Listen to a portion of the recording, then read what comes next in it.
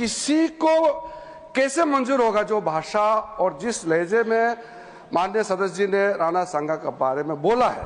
हिंदी गठबंधन है कि नेता कांग्रेस पार्टी को भी मैं अनुरोध करता हूं, आप भी खुले तौर पर ऐसे स्टेटमेंट का खंडन कीजिए। और चेयरमैन साहब ने जो ऑब्जर्वेशन किया है, कोई भी रीजन, कोई भी जाति का नेशनल हीरो को अपमान नहीं करना चाहिए, देश में भी और इस सदन में भी। इस देश में जो भी पैट्रियट्स हैं, देश के लिए लड़े हैं, उनका मैं सम्मान करता हूं। लेकिन इसका मतलब ये नहीं है कि कानून अपने हाथ में लेकर अगर कोई किसी के घर पे जाकर तोड़फोड़ करता है, ये और तोड़फोड़ करता है, अगर उसकी संपत्ति को तोड़ता है, ये कभी हम नहीं मानेंगे। इसको मैं खंडन करता हूं। सर, जो अभी कहा है, हम लोग तो पूरा एग्री है, आपने देश का सेंटीमेंट को रखा है। मैं सिर्फ इतना पूछना चाहता हूं, हम लोग दिल से मानते हैं आपने जो कहा वो बहुत सही कहा और देश का सेंटीमेंट है।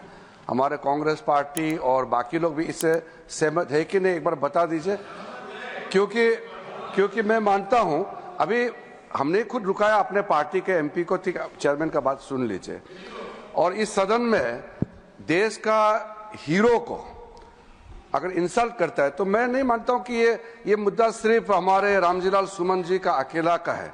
वो बहुत सीनियर एमपी है, हम लोग लोकसभा में भी साथ रहे हैं, कई साल पहले भी यहाँ आए हैं। इसको मैं इज्जत देता हूं व्यक्तिगत तौर पर, एक साथी के तौर पर।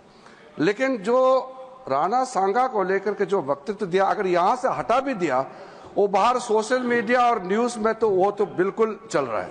और सुन के किसी को कैसे मंजूर होगा जो भाषा और जिस लहजे में माननीय सदस्य जी ने राणा सांगा के बारे में बोला है।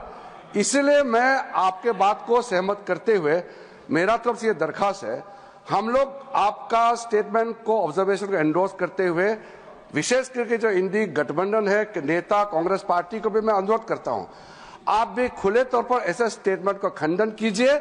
और चेयरमैन साहब ने जो ऑब्जर्वेशन किया है, कोई भी रीजन, कोई भी जाति का नेशनल हीरो को अपमान नहीं करना चाहिए, देश में भी और इस सदन में भी।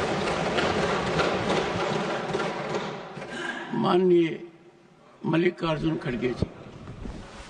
सर, आपने जो बातें रखी है, हम उसका स्वागत करते हैं।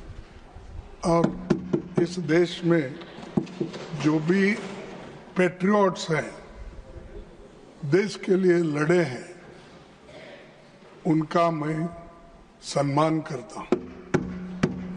लेकिन इसका मतलब ये नहीं है कि कानून अपने हाथ में लेकर अगर कोई किसी के घर पे जाकर तोड़फोड़ करता है,